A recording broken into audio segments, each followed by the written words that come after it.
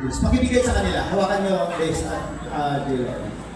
So, ibig sabihin yung pagsindi po yung kandila dahil tayo po noong una, sabi po ng salita ng ating Panginoon, patay tayo in the Spirit dahil po sa kasalanan.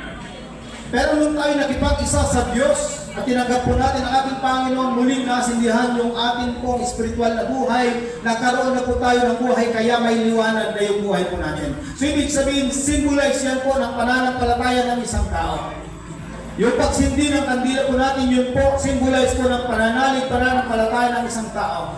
Pero even po na may pananalig po tayo na kung minsan dumarating yung mga pagsubok sa buhay po natin, kung minsan maandap-andap na po yung ilaw natin o kung minsan namamatay pa rin po yung ating pananampalataya. Pakipatay mo nga, dear Lord. Makita po natin wala pong sindi yung kandila ni dear Lord.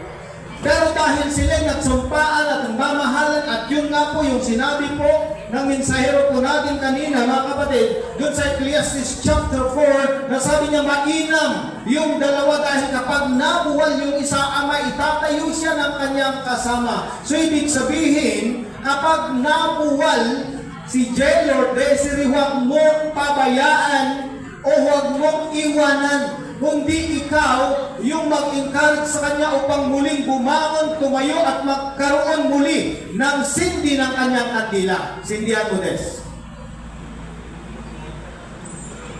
Pakita po natin, mga kapatid. At ibig kung minsan yung babae, nangihina rin, nanlulumaybay at namamatay din yung pananampalataya. Pakipatay mo rin, Des.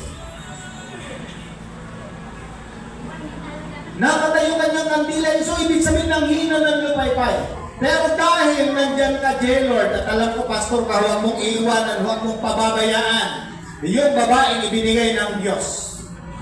Kaya ikaw, dapat maging matibay at ikaw yung nag-encourage sa mga tao, dapat i-encourage mo rin yung pamilya. Sindihan mo yung kanyang pamilya. At kung minsan napakalaking pagsubok sa buhay ng isang pamilya, na kung minsan hindi lamang isa, hindi lamang dalawa, buong pamilya na susubok yung kanilang pananampalataya, at kung minsan lahat nawawalan na ng pag-asa, lahat nawawalan ng pananampalataya, patayin nga ninyo.